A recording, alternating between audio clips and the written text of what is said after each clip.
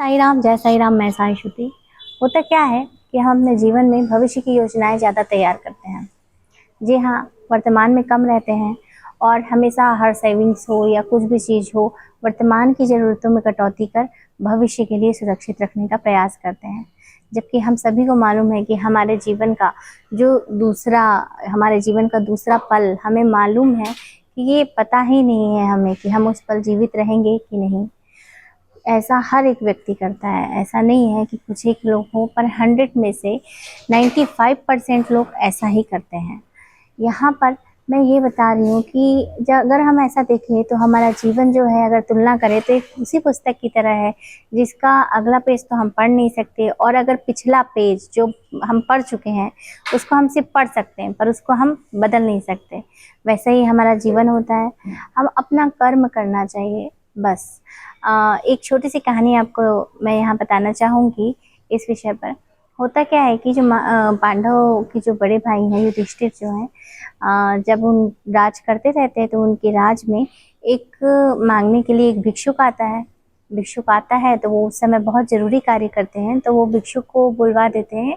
उनके तक बात पहुँचती है कि भिक्षुक आए हुए हैं, तो युधिष्ठिर जी बोलते हैं कि ठीक है, अभी बहुत गंभीर जो है हमारा बात चल रहा है, तो कल आने को बोलिए। वहीं पर से भीम गुजरते रहते हैं, जो उनके भाई हैं। वो सुनते हैं और सारे नगर में ये कहते हैं कि हमारे जो राजा हैं उन्होंने मौत पे विजय पा ली है, मृत्यु पे विजय पा ली है।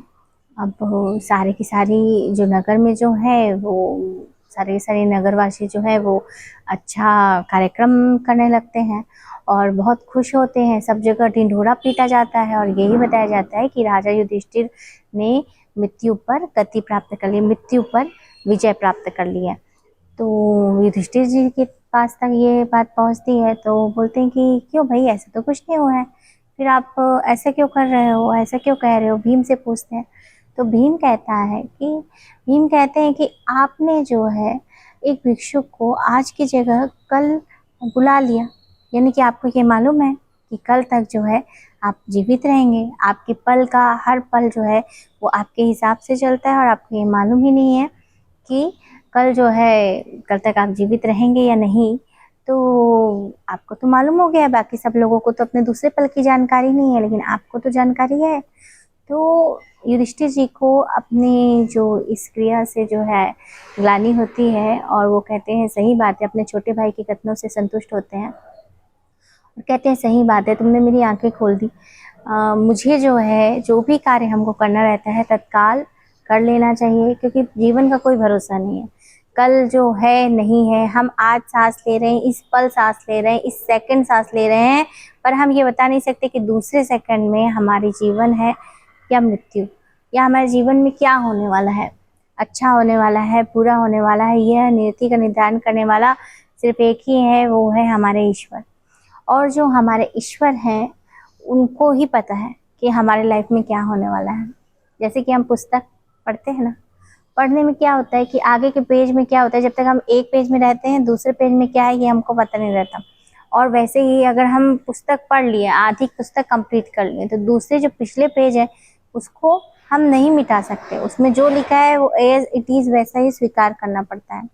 वैसे ही हमारा जीवन होता है कि पिछले पेज में पिछला भूतकाल जो है हम उसको नहीं मिटा सकते। हम चाह के भी चाहें कि भूतकाल में जो भी क्रियाकलाप हुए हैं, जो भी हमारा जीवन बीता है, मान लो किसी का बचपना है बहुत अच्छा बीतता है, किसी का बचपना बड़ा दुख भरा रहता है, क्या कर सकते हैं हम, सिर्फ उसको देख सकते हैं, हम फील कर सकते हैं, महसूस कर सकते हैं, लेकिन उस बचपने में जाके उसको परिवर्तित नहीं किया जा सकता ना।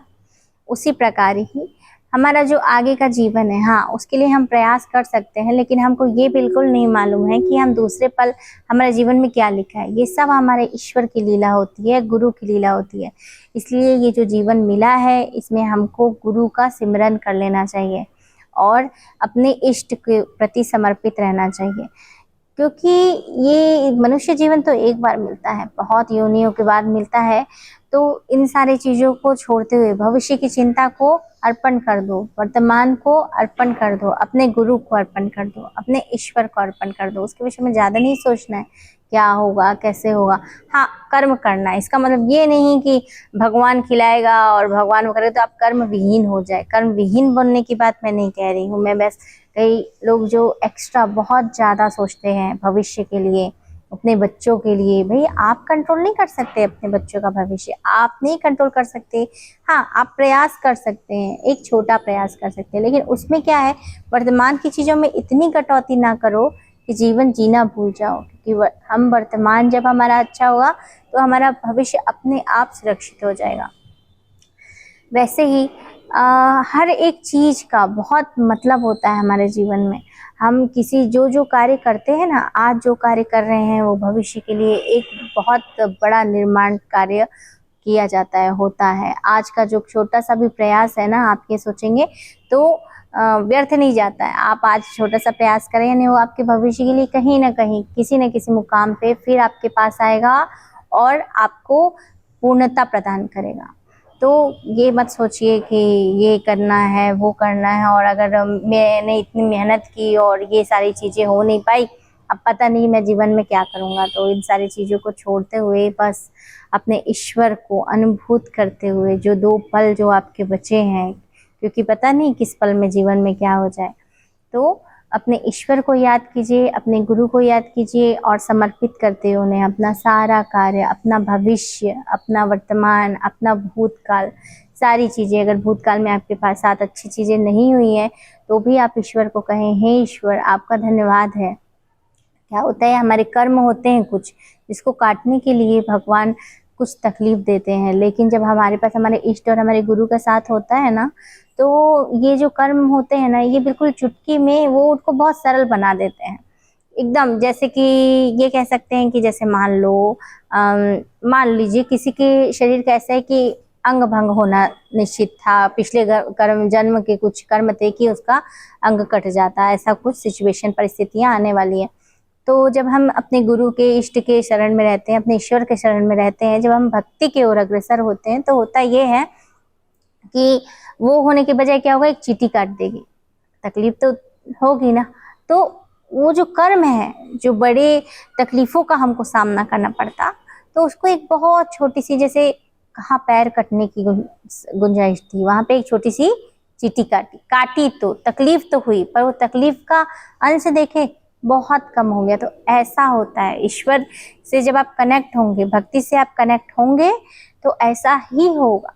तो आप बिल्कुल अपने ईश्वर के प्रति, अपने गुरु के प्रति आस्था रखिए और जीवन को वर्तमान में जिए, ना कि भविष्य के लिए वर्तमान के जीवन को बुरा बनाएं या कष्ट सहें, क्योंकि हमारे दूसरे पल का कोई अंदाजा नहीं है। हो सकता है जिसके लिए आप सेविंग्स कर रहे हैं वो पता नहीं आपको मान दे ना दे, क्या हो, दूसरे पल का हमारा भविष्य हमें पता ही नहीं है। इसलिए वर्तमान में जिए और ईश्वर पर अपनी आस्था रखिए। ओम साई राम, जय साई राम।